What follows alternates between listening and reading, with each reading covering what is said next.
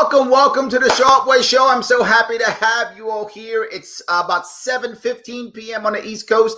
I know I'm 15 minutes late, but that's okay. I know you were eagerly awaiting me, and I'm here now. Very happy. And as always, please like, comment, share. This stuff matters. If you want people to know that we are out here, if you want people to know that we are giving you interesting guests and conversation about what's going on in government, then please do me a favor. Like, comment, and share. You know those algorithms, they care about those types of things. So please do that. And of course, do me the personal favor, head over to my YouTube page and subscribe right now. Stop looking at me. I know I'm handsome, but instead go to YouTube and subscribe. It does matter. I am very lucky this evening.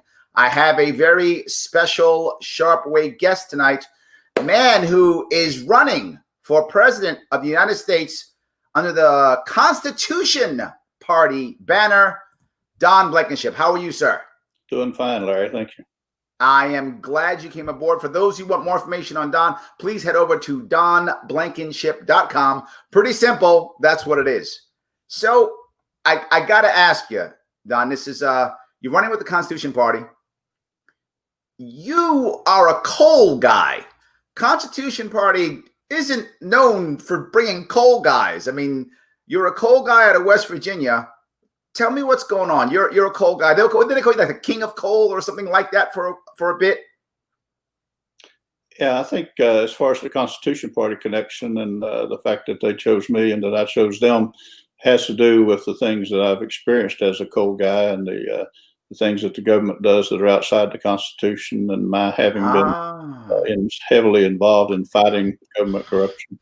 Now that makes a lot of sense. Now I get it. Yes, Constitution Party, I get it. Now you're saying that a lot of stuff the government's doing, you actually saw because you talk about corruption a lot. And this isn't your first run. You actually ran for Senate before. Why Senate? Well, I ran for the Senate because I think that the Congress may be the worst enemy of the United States. They, everything they do seems to be bad for Americans and good for somebody else, either multinational companies or China or whatever. So I became very frustrated. I had been involved in politics before in West Virginia, even as the president of the coal company, because the West Virginia legislature and the West Virginia courts were as bad as the federal courts. So I converted West Virginia from Democrat to Republican, and I felt like I could make a difference on a national level as well. So I made an attempt as a Republican to run for the Senate, and I ran into that legalized corruption in the form of a Hill Committee, which is a government political action committee, and they began to slander me. All the national networks called me a felon, even though I wasn't. I remember there was a lot of negative press about you all over the place. You were the evilest guy on the planet. Yeah, I'm actually a really good guy, but you'd never know if you read the press. Okay. It's amazing. I mean, what happened, of course, coal was king in West Virginia when I was a kid. And absolutely. I became a coal miner when I was a teenager. And ultimately, I became the president of the biggest and most successful coal company ever. And Barack Obama came along and declared a war on coal.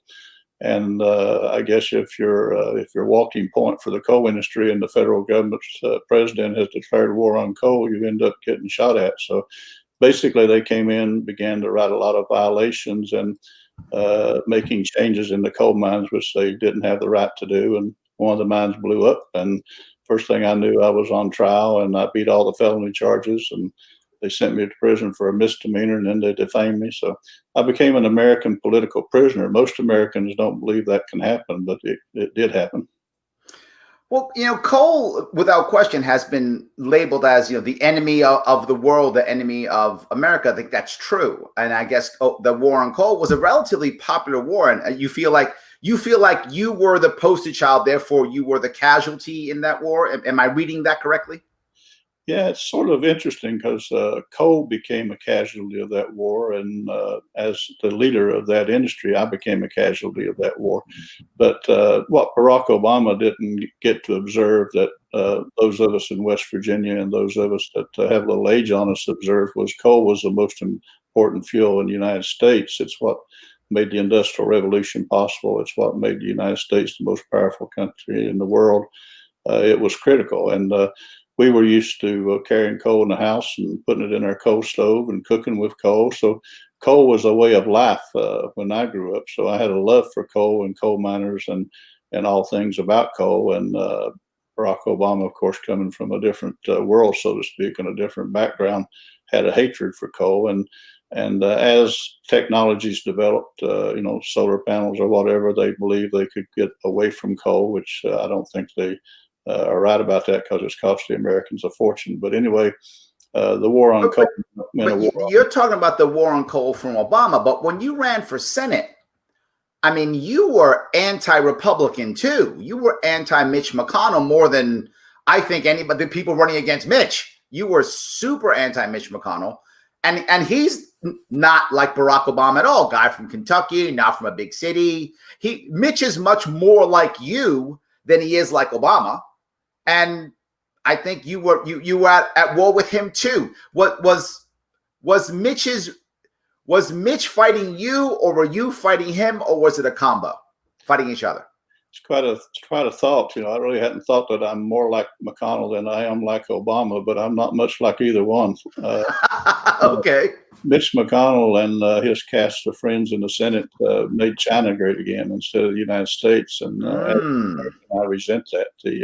The trade policies, the connections to China, the willingness or the trying to police the world and running us in debt the way they have in the trillions of dollars.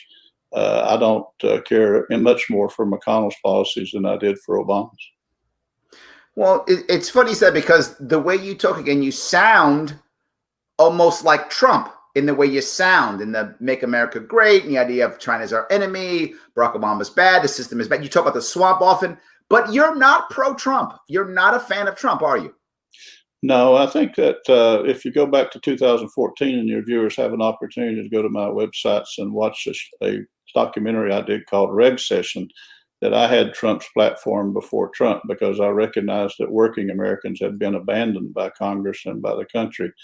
And so my policies are similar to Trump. My behavior, my demeanor, my ability to make the changes that need to be made and so forth are far greater than Trump's. So it's not that we disagree too much on many of the issues, but I think I would be far more effective at causing those issues. And I've been very disappointed in his personal behavior. So let me move to a question that people are asking. Do you know how many states you will be on the ballot? It's still an open issue, but we're hoping 35 to 40. We're still working with some states trying to get on. The COVID-19 greatly complicated that, because it's hard to get a signature when you're 6 feet from them. Yeah, it is tough. Absolutely. I know as libertarians, we find the same issues and concerns. Absolutely. 100%. Is it okay to take a couple of quick questions? Is that okay? All the questions you want are fine. Do you have a viewpoint on Betsy DeVos, one way or the other? No, I do not. Okay.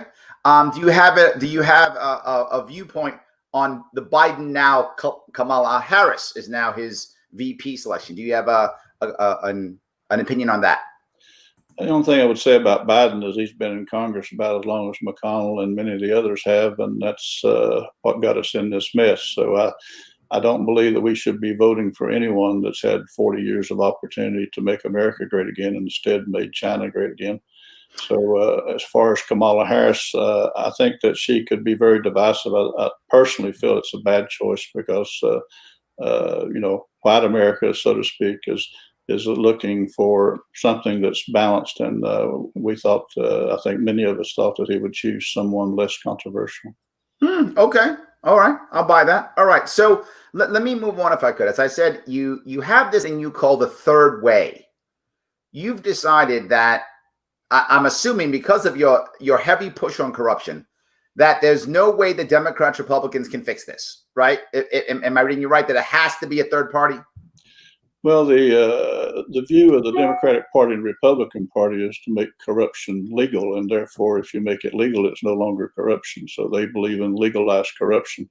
The reason I ran, I'm running for president, is the country is in bad shape. It needs fundamental change. It needs honesty. It needs policies and goals that are trying to help Americans, and we just haven't had that.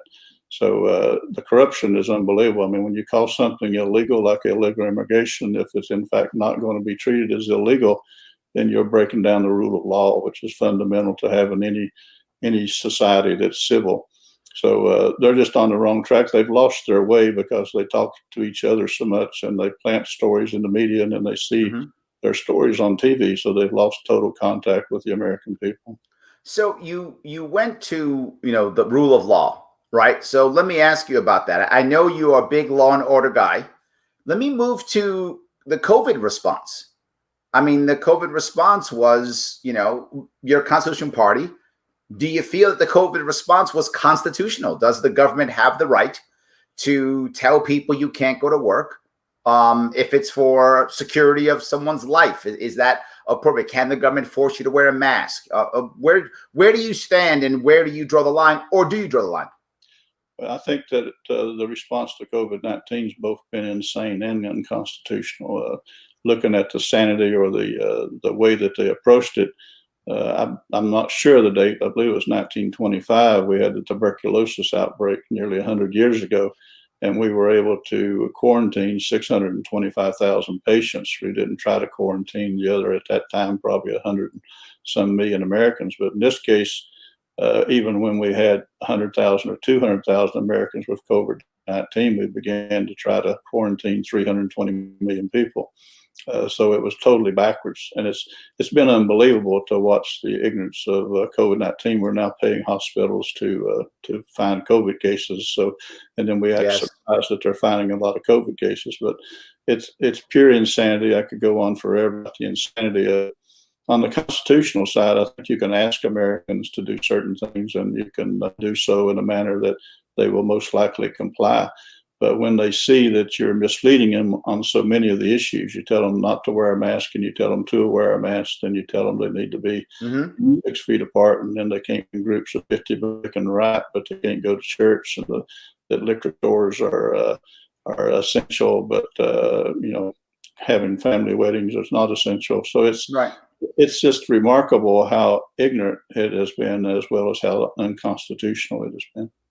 So let me ask you then, now that we have this problem, obviously we're going to have social problems from this. We're going to have economic problems from this. We're going to have all of these types of problems, right? So if you win this presidency, if you're the one in charge, what do you do? I mean, this is a monster. Literally, you've said that the country's in trouble. I agree. Most Americans agree. How do we fix it? Is there a step to make this happen? Well, the first thing I would do, because I don't know entirely any more than Americans do, is exactly what are the truths. Do you spread it when you're asymptomatic? It's pretty much common sense that if you're coughing and sneezing and you have fever, that you're going to communicate a virus. But if you don't have those symptoms, are you going to communicate, or are you going to transfer it? So the bottom line is, you got to get all the facts straight before you take an action. That's true of anything that you face, and that problem has persisted in D.C., that they're going to do what they think they can do to benefit themselves, or that they can get by with, rather than actually addressing the issue. And that's been the problem with COVID-19, trade policy, and everything else for a long time. So I'd learn the facts, and then I would put together a program to do it. If it required a strict 14-day shutdown or whatever, I would do it. I would actually, and many people would criticize this, I would study what China has done. If China's results are as they report, then whatever they've done is relevant to what we might do. So there's a lot of things that we need to do, but for me to sit here and tell you what I should do on the basis of the untruths that have been in the media, it probably be a mistake to say that. You've been a big critic of the media, that's for sure. And you feel like the media is almost like in the pocket of the two parties. Am I reading you right? That's my gut. That's what I feel from you. Is that accurate? Yes. Half the media is an arm of the Democratic Party, and half the media is an arm of the Republican Party, and neither one are fulfilling the role that the founders felt they should fill, which is to be critical of the government and to defend the people. They're doing just the opposite. Yes. Oh my God, yes. All right, so let me move on to the other part that happened, I think, in my view, heavily because of the COVID crisis, and that is the amount of protest and backlash after George Floyd was murdered, right? His death I think, was to one of my viewers always says this was the locking everybody up after COVID was the kindling, and then George Floyd's death was boom. That was the spark that made everybody get out there and really take this very seriously. The idea where, if you have to go to work at 9 o'clock in the morning, you can't protest all night, right? But if you got nothing to do, you can protest 6 weeks in a row when you don't have a boss. No big deal, right? So what's your view on the aftermath, George Floyd's death, the protests, the riots, all those things? Well, my first view is it goes right back to the media misreporting the facts. I have so much skepticism about the media and the government that I always wonder what the real facts are. But the fact that George Floyd and the police officers, particularly the one that choked him, knew each other. They worked at the same nightclub. They apparently had differences of opinion before. Makes me wonder whether it was in fact a racially motivated act that he did. So I worry that we might have taken a bad police officer and created a hatred for American police force and started this banner of defaming or defunding the police. So I worry about a lot of what I see there, but I see it as another part of government misbehavior, media misbehavior, corruption, and so forth. And as with COVID-19, I'm afraid to say what we should do. I had that personal experience. I was imprisoned for a misdemeanor that doesn't even exist. So it's a situation that most Americans cannot believe actually exists in this country. But we've been told all our lives that propaganda in Russia or China is rampant. But I can tell you that it's as bad in America as it is anywhere. Yeah, I'm hearing a similar tone, right? That media, untrust. You don't trust the government, you trust the media. The question becomes then, right? How do we move forward? How can we repair this piece? Is it possible to have a better media? Is this the answer, right? Is it the internet? Is that the answer? Should we go back to regulating the media with a fairness doctrine? How do we repair that, or do we? Well, I wish one of these multi-billionaire guys would come forward and create a media that actually isn't an arm of either of the major parties and would tell the truth. We hoped that Fox was that, and then we hoped that OAM was that, but neither one are. I can tell you that from firsthand experience. I am trying to fix it with a lawsuit that is just has great potential, which the media said that I went to prison for manslaughter. They said I was a felon. They said I caused the deaths of 29 minors. There's no truth to any of that. And so I sued them. And so far, the case is doing quite well. And the lawsuit basically says that you can't defame candidates for a federal office. Most people in America don't know that as a public figure, my rights to free speech are less than most people's rights, and that the government has been able to do that through case law stemming from a 1964 case. So they've basically taken away the free speech rights of the people that might actually impact the opinions of the public. Wow. Okay. Well, I want to hear how that's going. Let me take a question, if I could. What is your view on the legalization of marijuana? Well, my first view of it is that it's a state issue. It's outside the rule of the federal government. My second rule would be that I don't see it as what's going to make the country great again or worse than it is. So I try to stay away from those issues because I believe we need to quit policing the world. We need to balance the budget. We need to quit having a court system that's political. We need to do all the things we just talked about. Legalize marijuana is going to make a small difference one way or the other, but it's not going to make the country great again. And it's not going to prevent America from collapsing and becoming as the Soviet Union did, the former Soviet Union. We don't want to become the former United States of America. So I don't really have a problem with marijuana. If liquor stores are essential, then I guess you could argue equally as well that marijuana is essential. There we go. Marijuana is essential. You've just made a bunch of people who smoke marijuana very happy. So yes, I do. There's someone who agrees. Justin's agreeing. He's saying get major corporation ownership out of the media. Is that something that you'd like to do? There are people who are saying we have to break up the media like they're monopolies, right? Or they're an oligarchy, or they're a cartel system, and we've got to break them up. Do you feel that that's an answer, breaking up the system, the cartels? Well, I feel like, as opposed to the truth of COVID-19 and the truth of George Floyd, that I know the truth of the media because I've been at war with them now for a long time. And the four major corporations that control the media are worth about $611 billion. Wow. It includes Disney and AT&T and Comcast and Fox and so forth. And they will say in court filings that the expense of finding documents relevant to my lawsuit are excessive, that they can't afford it, basically, or they will argue that a felon and a misdemeanor is substantially the same. So the things that they're doing are just, they're corrupt, and they're trying to, again, legalize corruption. And they have no interest in what's good for America, and the government controls them by not agreeing to come on their programs if they don't say what they want said. And right. And the other major corporations, whether it be the Nike likes or General Motors or whoever, they also try to control the message that's on television by cutting their advertising or controlling it through advertising.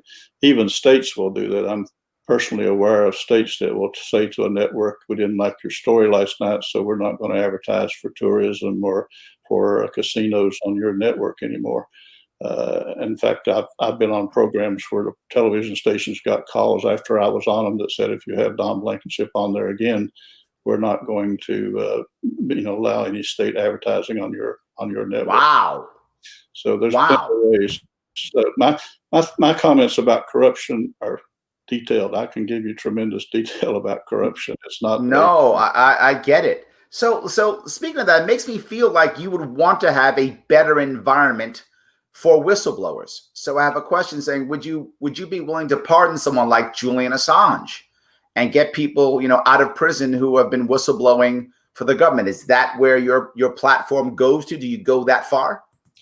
I do know that whistleblowers go to prison because I'm one of those. After the explosion where the government had cut the area in the coal mine in half, and airflow is the critical part of keeping the mine safe, the mine blew up just a few days later. For 4 years, nothing happened to me or nothing. They would have bad media reports, but they didn't indict me. But when I ran a documentary that explained how the government blew up the mine, I was arrested just shortly after that.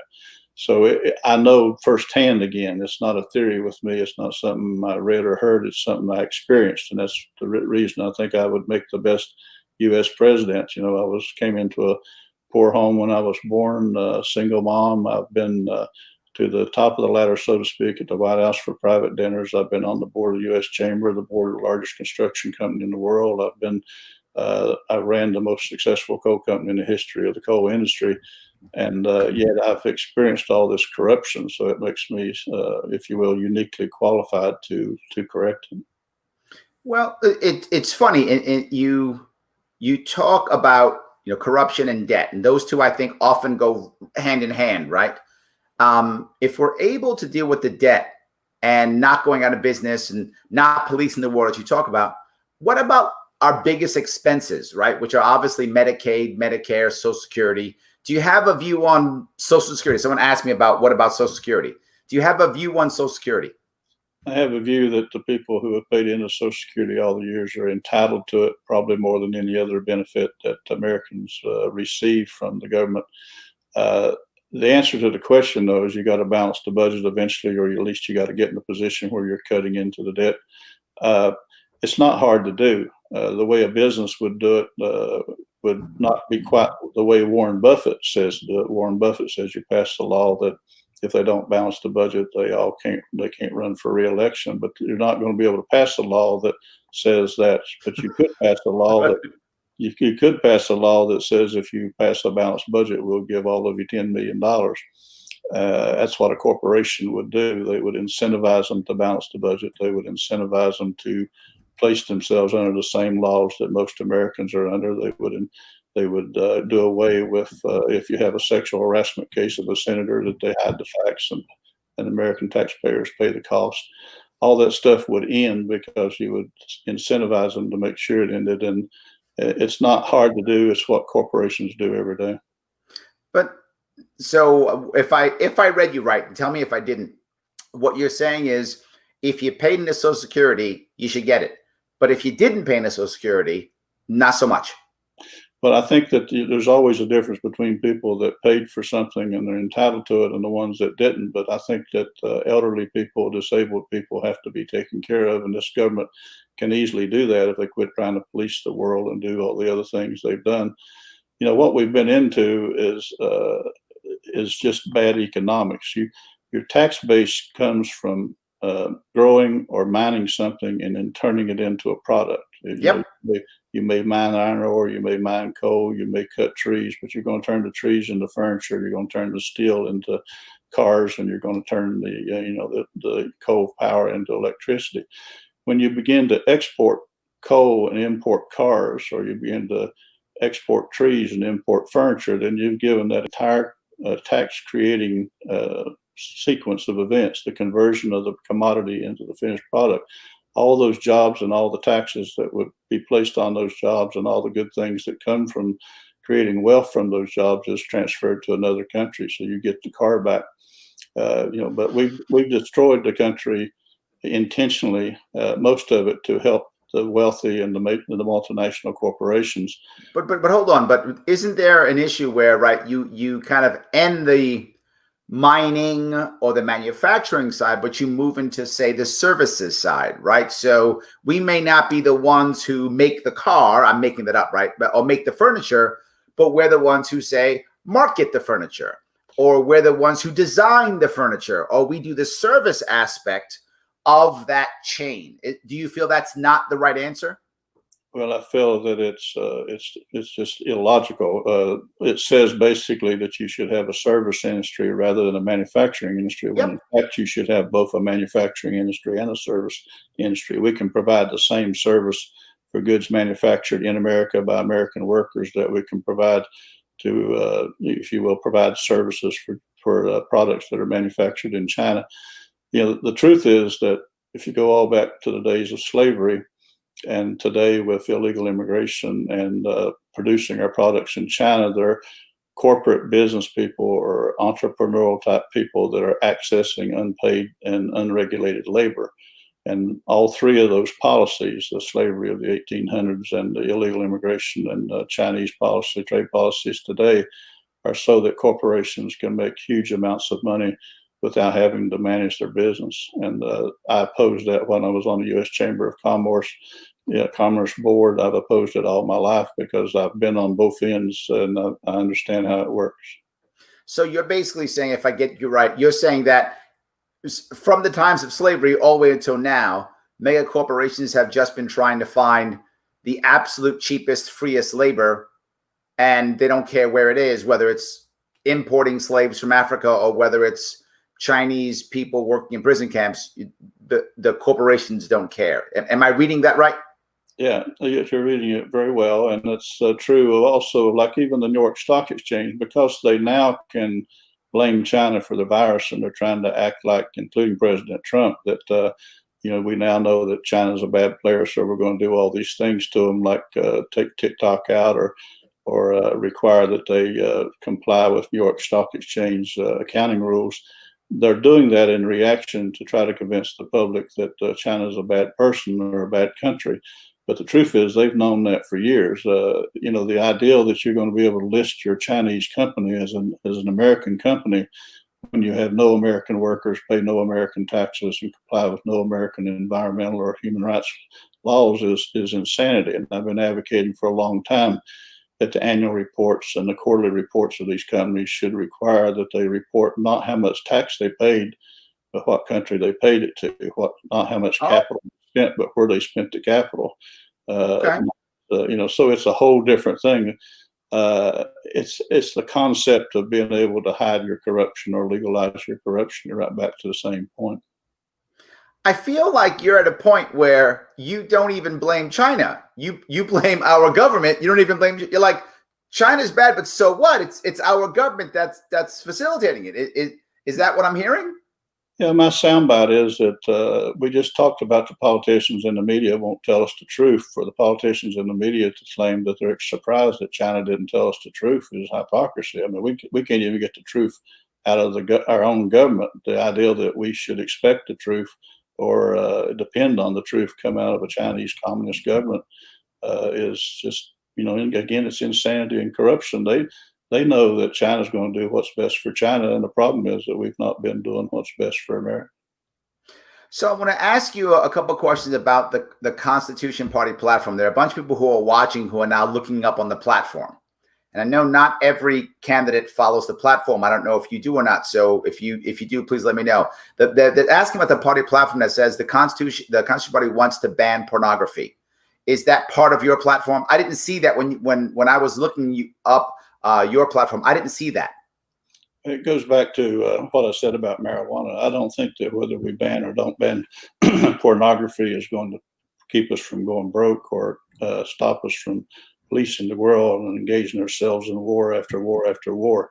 So, whether somebody looks at pornography as a personal choice, and I personally disagree with pornography being available in a form or in a manner that, underage children and so forth can get to it. And I think there's a lot of bad things about pornography, but I just don't think it's a federal issue that the President of the United States will have time to address if he addresses the things that are going to save this country.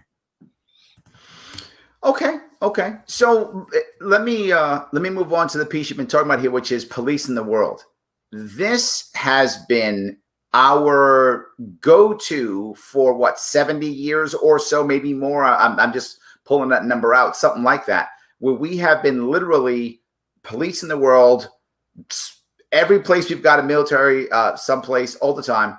Are you one of the people who are saying, bring all the troops home? Are you saying end all the wars? Are you saying no, just end the wars? Where do you draw that line on policing the world? Well, first of all, I draw it with not having troops in any country that's not a strong ally of ours and not carrying their own burden to the best that they can for their own defense. I don't understand us having troops in countries that hate us, because all we do is create more hate. I think we have troops in 120 some countries. I would probably have troops in 10 or 20 countries, and they would be very minimal, and they would only be there if I felt it was necessary to defend an ally of ours.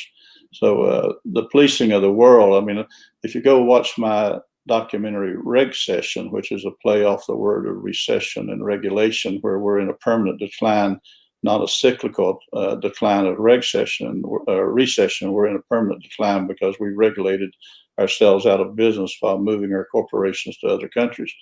But if you look at that, you'll see that what we're doing is simply insanity, and we should just stop it. We can't be out there. If one thing particular that I was going to mention, you'll see on that movie Reg Session, is that we being our government and the Navy, runs ads that we police the world. They actually run the ads, and I show those ads in that thing, that Navy is out there defending democracy around the world.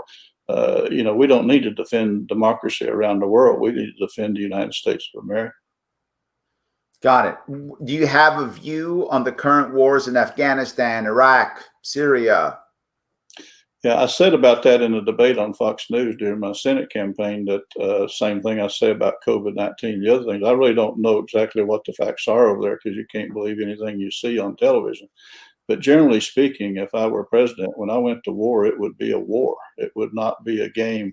My brother was a hero on Hamburger Hill, where we lost a lot of our young American men. And we just walked away.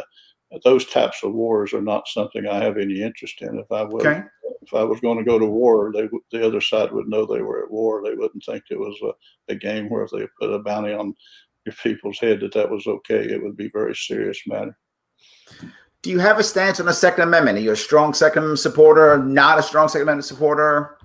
Yeah, I'm a lifetime member in NRA. I believe strongly in it. I also know how easy it is for Americans to take your guns. Most Americans don't know that if they want to take your guns, they can indict anybody, because you have no representative during an indictment hearing. And once they take your guns, they can take once they indict you, they can take your guns. So they took all my guns. I think it was about 14 of them after indicting me for paperwork issues with the Security and Exchange Commission. They lost all those cases when I went to trial, but they took all my guns. They searched me 44 times in 1 year, I think. They searched my home 12 times. even while I was waiting on trial. And I kept asking them, what are you looking for here? Are you looking for a, improperly filed security and exchange piece of paper, or what are you looking for? Because there was no real crime involved. So they indicted you on a non-violent crime, and then they came and took all your firearms. Yeah, and searched my house every 4 weeks while I was pending trial. They kept me tied up for 3 years in a similar to house arrest or a small area arrest, waiting on trial, having trial, waiting on sentencing, and then they sent me to a federal prison for a misdemeanor, and there was 2,400 felons there, and I was there as the only misdemeanor, and it was clearly a political prisoner incarceration. Well, look, I'm looking at where you stand, and Second Amendment obvious, West Virginia. So yes, and now you live in Nevada, is that right? Yes, I have homes in Nevada and West Virginia, and just bought one in Florida. So I move around quite a bit, and enjoy doing that. Yeah, please don't bring your firearms to New York. Don't do that.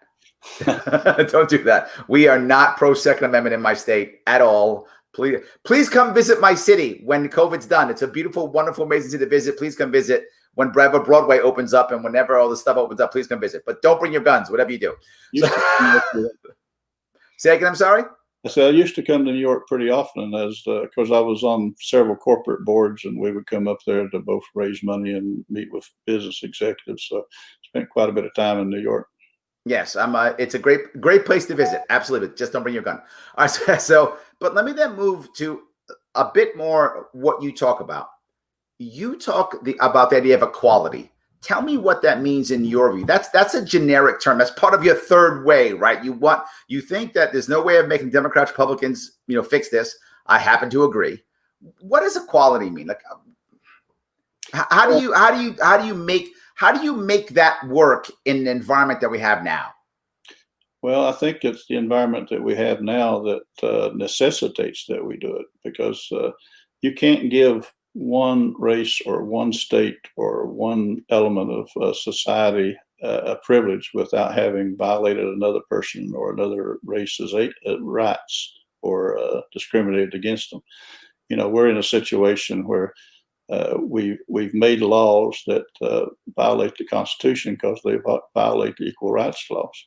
Mm-hmm. And we don't recognize it's okay for the government to be concerned about lesser educated or less opportunity for individuals, but not on the basis of race, not on the basis of religion or anything of that nature. It has to be that whether you're a poor black person, a poor white person, a poor Hispanic person, whatever you are, and whether your school system that you have to attend is not as good or whatever, that it's about that. It's not about the color of your skin or your religion.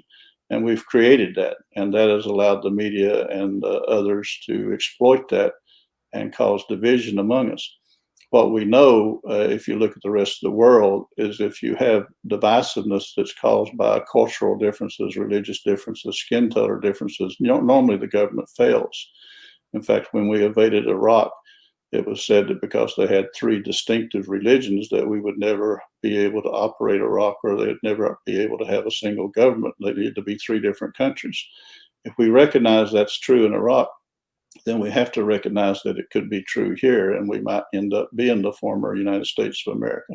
So we have to get back to the basic that the founders put in place, is that we're all equal. And that's a very unpopular position, but it's one that I think is fundamentally necessary to correct the direction the country is headed in. And so I would do that. Having a test score for a black person, a white person, a Hispanic person, an Asian person that has to meet different levels to get into a university or whatever is just is not equality. It's discriminatory. And, most people don't know it, but we're discriminating against a much smaller minority than the black or Hispanic community in many of those areas, because we're discriminating against the Chinese community. Chinese Americans or Asian Americans many times have to have higher test scores than do other kids. So what we're asking people to do is we're asking people to have their children or their grandchildren have less opportunity than other people have. Now, like it or not, that creates hard feelings. And when you get hard feelings, my child didn't get into school. then some movie star, whatever, may go down and buy their way into school, or worse, buy a diploma because they're trying to mitigate what they consider is unfair. I've experienced that a number of times with my own children, and I expect I'll experience it with my grandchildren. It's a very sensitive subject, which leads me to the other part of it. Until we can talk about it, I talk about it with my black friends, and I have many of them. I have a 90-year-old black lady that's my friend that was the oldest elected person in West Virginia. She won a seat to the Board of Education, and we talk openly about it. But you can do that among your close minority friends. But if you try to do that in the national media, they do, and they did call me a racist during the campaign. But I believe that you can't resolve differences that you can't talk about. Well, I like the idea of having those open conversations completely. But there is a movement now to, I guess, right a wrong, if that makes any sense. There's a movement now to say, well, but government stopped people, so government has to help them. That's been the movement now. Are you saying that we kind of have to make that movement, kind of push that movement away? How do we get past that movement? If you want to make everybody equal, I get what you're saying, right? We're all the same.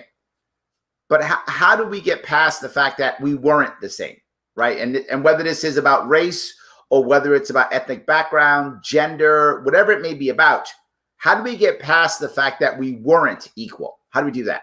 Or do we? We have to recognize that we're replicating what caused the problem. We're saying that we enslaved black people, or that we haven't given equal opportunity to black or Hispanic people. But by correcting the past, by making the same mistake now, you're not going to correct anything. What causes the problem was inequality. That caused the problem originally, extreme inequality. However, you have to understand that you also have to recognize that, as we discussed, if you look at other countries, there's no way that United States policies have created the poverty that exists around the world in many of the minority communities. So we have to really, as with COVID-19, as with the wars and what we should do, as with all this, you have to be able to dig out the facts, and you can't be afraid to speak about it. I have I don't know, a huge number, dozens of black and Hispanic friends, and I talk openly to them about it. And sometimes it gets a little testy, but at the end of the day, it's productive, and it helps, And I don't know how you fix the problem if you don't talk about it. Okay. If I'm gonna make a point, X, Y, or Z point, and the first thing they're going to do is call me a racist or an idiot or a moron or an imbecile, as they did during the Senate race, you're not going to make any progress. And right now you've got a situation where they use the term angry white man. Actually, what you've got is frightened and scared the white community, because they don't know where this is going to end. They don't know where the riots are going to end. They don't know where the movements are going to end. And they're not angry per se. They're afraid for the country and afraid for their family. Okay, so there's a lot of fear out there. The worry I have now is, with so many people, because of COVID, in particular, in the response to it, because of that, there are so many people who are so afraid and worried that I'm not sure they're actually talking. I think they're just reacting.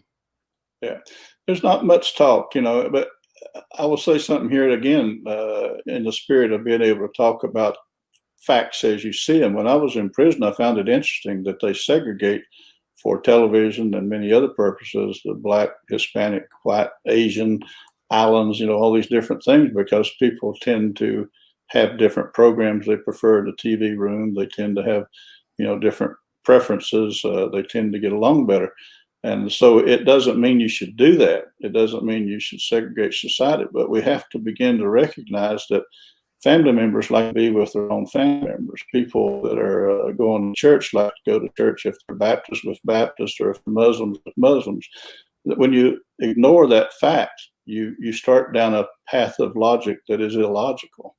And I think that we have to be able to say it is a fact that people like to associate friends with, travel with, play cards with, dance with, party with, travel with people who are similar thoughts. And many times it's not a race issue as much as it is a religion issue or a cultural issue or a personal family issue or matter or belief. I don't know if I'm making any sense to you, but no, I'm hearing you. I'm glad that you're talking. I'm happy to hear your opinions. you're probably Let me move to. I'm sorry. Say it again. You're probably the first media type person that's ever agreed with. Most of the time, they go immediately to the accusation of racist. I'm not here to beat you up. I'm here to hear what you have to say. I got an audience that wants to hear what you have to say. And I'm happy to hear it. I want to go to your next E. You've got 3 E's in your third way, right? Which I like the 3 E's for third way, and that's ethics. I feel like ethics in most parts of America really has gone out the window. And I mean that because I feel we have such an us versus them paradigm that we've decided, and you tell me if I'm wrong here, that we've decided the ends justifies the means. So anything I do to stop the other is okay. I can lie, cheat, steal, defame, whatever I want, as long as if I'm on the left, I stop the right. If I'm on the right, I stop the left. Doesn't matter what I do. I'm righteous by default because of the flag that I bear. Well, you're right on target. I call it, to a great extent, what we're seeing is like WWE wrestling. You've got the good guy and the bad guy, and they fight each other, but basically they entertain you and then they take your money. And that's the 2 major parties that are doing. I've experienced it firsthand. After the coal mine explosion, it was sort of like an old cowboy movie where they're going to lynch somebody. The rules of the law, nothing matters. They actually intentionally violated the law in order to convict me of a misdemeanor. They hid documents. They destroyed documents. They literally had shredding parties where they destroyed the documents that would have proven my being not guilty. And on top of that, I finally, after 5 years and millions of dollars, have been able to uncover all that. And the Department of Justice and the Office of Professional Responsibility admitted it. And yet they still won't reverse the conviction, because if they reverse the conviction, they have to admit they were wrong. Mm-hmm. But the division is, it goes to the same thing. It's trying to get an unfair advantage. And the government knows how to stop that, and they know how to stop conflict of interest because they do it in the business world. They know how to keep an accurate set of books, but they don't do it in the United States government. They know that when people misbehave, they need to be fired, but they don't do it in the Congress. So all the rules that the government and the people who are in charge of the government know would lessen corruption and improve ethical behavior, they don't do it because they themselves are unethical. You could elect anybody. You could elect a high school student that's ethical and truthful to the president of the United States and have a better country than you have now. Wow. There was a lot to unpack in that one. Where do we, if we're going to try to fix this, right? I mean, not only in government and society, but I think you also find it in the business world. This goes back to what we were talking about earlier. I don't know when this happened, but it has definitely happened. And it was, the company, let me be very clear. I mean, a social issue. Socially, most people actually have agreed that the company's number one customer is the shareholder, and that's it, right? As long as the shareholders make money, I can do anything in the world, as long as, to your point, it's legal, even if it's unethical. As long as it's legal, I can do anything in the world, as long as my shareholders make money. Am I right? Yeah, that was one of the basic problems I had when I was the chairman of a large company worth billions of dollars, and also when I was on the board of the largest construction company in the world and all that. Even in the U.S. Chamber, I demanded that I be allowed to speak to the U.S. Chamber of Commerce and them, and pleaded with them to be an American. Don't be a company or the head of a company that will damage America for your personal benefit or your shareholders' benefits. But a big part of the problem is the reporting, the ethical behavior, the incentive, the compensation. And this goes back to what you talked about earlier about where you're spending the money and that kind of thing. Exactly. What happened was the climate change movement, which you may or may not like my views on climate change, Well, you're a coal guy, so I got a feeling it's not going to be the mainstream. Well, it's not the mainstream, but the climate change thing is interesting because I call the climate change policies a hoax. I don't call the fact that carbon emissions may somehow affect some of the temperature of the earth, but I make the point that a government that can't balance the budget can't control the temperature of the earth. And for 320 million people out of 7.32 billion people can't control the temperature of the earth. All you can do by making it impossible to use carbon and emit carbon in the United States is to move that carbon emission to other parts of the world. To give you an example, in 1980 or so, and these are directional numbers, not precise, but in 1980, the United States and China both produced and burned about 1 billion tons of coal. Well, the EPA and American leftist movement, what I call environmental extremists, were tickled that they cut the American coal burn from 1 billion to 500 million. So they cut out 500 million, but they ignore the fact that China went up by 3 billion. So the amount of coal being burned tripled, but they simply moved worldwide pollution, as they call it, to China. And so China got all the jobs. They had 12, 15% annual economic growth rate, while we had 1.5%, 3%, and everybody was happy. But they were only happy because we were creating more and more welfare programs and putting the country more and more in debt and hiding the fact that we were, headed to a disaster. So sometimes there's a huge difference between what is popular and what is right. And, the fact that I say climate change is a hoax doesn't mean that I am a scientist. I don't know exactly what CO2 emissions do to the temperature of the earth, although I know that CO2 levels in the atmosphere were much higher years ago, where the CO2, we emit the CO2 and reverse on the oxygen, and the oceans condense and evaporate quicker if you got a slightly higher temperature, which also mitigates the impact. I would rather depend on that controlling the temperature of the earth than I would transferring America's wealth and way of life to China. So let me move to a question that's similar. Where do you feel about fracking? How do you feel about fracking? Where are you on that? Well, fracking, I am told, is doing a lot of damage and causing earthquakes in Oklahoma. But as many lies as I heard and was told about the coal business, I don't know how true that is. I do think that, number one, the environmentalists who are complaining about fracking caused the fracking because they took out the coal industry and, drove that form of electricity generation out of the market. So, you had no choice but to go to something, and the wind is somewhat of a hoax because windmills only work when the wind blows. So you have to double your capex, whatever kilowatt hours you're going to generate from a windmill, you have to put in enough capital to generate it some way that you can do it when the wind's not blowing. So you got double capital.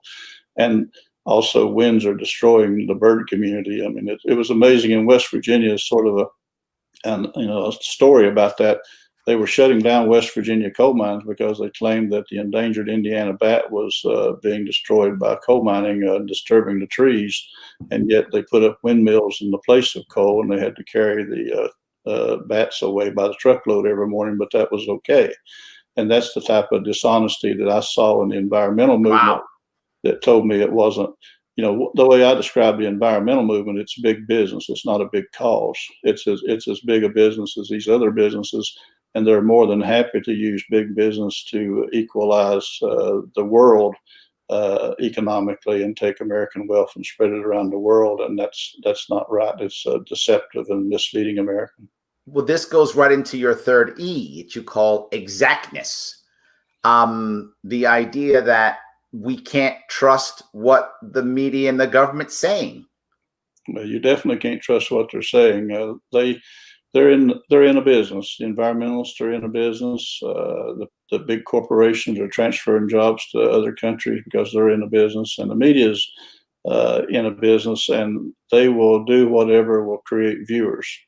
It was amazing. In my case, they claimed that, I was all these bad things, and yet they had a West Virginia primary Senate race on national television debate. They clearly thought that if they put me on a debate stage with two lifetime politicians, one in the House of Representatives and one the Attorney General of West Virginia, that they would eat me alive. I went into the debate about 8 points down, having come from probably 70 points down. I started running while I was still in the halfway house, and put me on the debate stage, and I came out of the debate 18 points up. I remember you were still on probation when you were running. Yes, I was close to becoming the only U.S. Senate candidate in history, or a person to win a Senate seat while incarcerated by the government.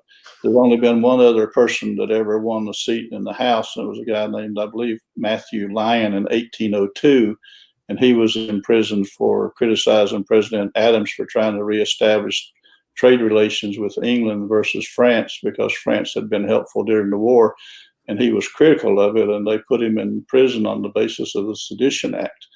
But he ran for the U.S. Congress from prison and won in a landslide out of, I believe it was out of Vermont.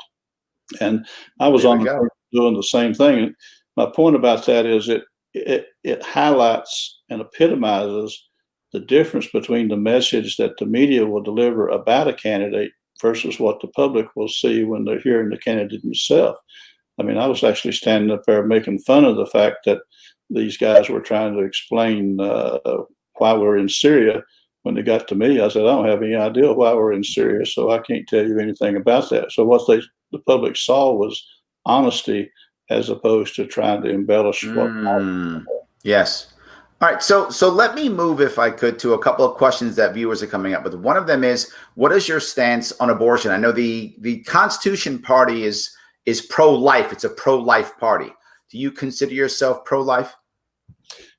The first answer is yes. The Constitution Party is more pro-life, you might say, because they believe that no abortion under any circumstance. I've long been a donor to the Right to Life, which believes that when the mother's life is at risk, that a baby or a child could be aborted. I don't disagree with the Constitution Party's view, but I'm more interested in reducing the number of abortions in the country, which usually is around 1 million a year. And actually, I would like to see a Manhattan type project, put in place where we might be able to find a way to end the pregnancies without aborting the child. The artificial womb idea. Yes. And I think that I'm a fan of artificial womb too, by the way. Yeah, it's a tough one because I know that as libertarians and so forth, they believe in abortion, but the near-term birth abortions, I've actually heard horror stories of babies actually surviving the abortion effort and then being killed afterward and all that. I just think that in the years to come, 100 years from now, abortion will be looked upon as slavery. The slavery issue is now clearly wrong. I think in the future, the abortion issue will be viewed as clearly that we shouldn't have been aborting children. But by the same token, I try to be a pragmatist, and I've had some personal experience with some friends. When you run a company with thousands of employees, you see lots of things happen. And I've seen families that maybe the wife was at risk, but more so that the child was going to be stillborn or born with such deformity and so forth that it couldn't survive. And so I've seen enough of that I'm cautious about trying to have the federal government tell people that they can't do abortions in those types of circumstances, but more so when the mother's life is at risk. What about the idea of contraception over the counter? Again, I think that contraception over the counter is fine if other things are. I think that we have to be careful about making it easy for underage children to get pregnant, because you can run a lot of lives that way. But I do believe that people have a right to avoid having children if they want to, and it shouldn't be dependent on drugs that are made more expensive because they're regulated. Let me head back to the energy piece, because that's where you have obviously decades of experience. Where do you fall when it comes to nuclear energy? Most people, I feel, are on one or two sides. 100% no way, absolutely never going to happen, bad idea. And the other, it's the future, it's the answer, it'll solve our problems. Do you have a view either way on this? I think you have to look at it 2 or 3 different ways. First of all, if you had fusion, you're talking about fission, which is more dangerous. So if you ever perfected nuclear fusion, I guess it would be okay. But if you're going to have a worldwide use of nuclear energy, then you have more opportunity for nuclear weapons. And so it's much more difficult. And it's the one area that is difficult for me in general. Is one of the reasons we police the world is so that we won't have a lot of countries with nuclear weapons. But it's still, we can't be policing the world, and we can't be making decisions for the other 7 billion people in the world. But by the same token, in the United States, I'm not greatly concerned about nuclear energy being used for electricity. However, I think that at this point in time, it's not the most cost-effective way to do it anyway. So I think we wouldn't have nuclear energy under a pure capitalist approach to energy production. But if we did need nuclear energy, I would probably favor it over not having enough energy. Okay, good. Wow. For guys, if you want some more information on Don Blankenship, please head over to donblankenship.com. Don, is there something you want to bring up that I haven't talked about before we wrap this up? No, I don't think so. I mean, I think what I'm basically telling people, as long as you're electing a Democrat or Republican, you're wasting your vote. And a lot of people like to say that you're wasting your vote if you vote for a third-party candidate. But we've been voting for a Republican or a Democrat for president since 1850. And anybody that thinks that 170 years has turned out well, where we're having riots and people taking over cities or streets on cities, and we're $27 trillion in debt, and it's going up fast, and we have a government that's totally dishonest, and we have a media that's totally dishonest. If that's what you want, you should continue to waste your vote on the Democrats and Republicans. And I'm saying that as a person that was the largest donor to Republican causes in the history of West Virginia, and that converted West Virginia from Democrat to Republican. It's not that Republican beliefs, in my view, aren't better. Perhaps your view is that Democrats are better, but the truth of the truth of the matter is that this country is going backwards, and it's going to continue to go backwards until we cause these two major parties to at least be concerned that we're not going to put up with it anymore. There we go. Thank you. What a great way to end the interview. I want to say thank you, everybody, for watching. I appreciate that. Thank you for all the comments and questions. Amazing. So good. Don, thank you for coming on. I appreciate the time you gave me. I hope it was good for you. Everybody, I will be seeing you very soon. Thank you. Thank you, Larry. I appreciate it.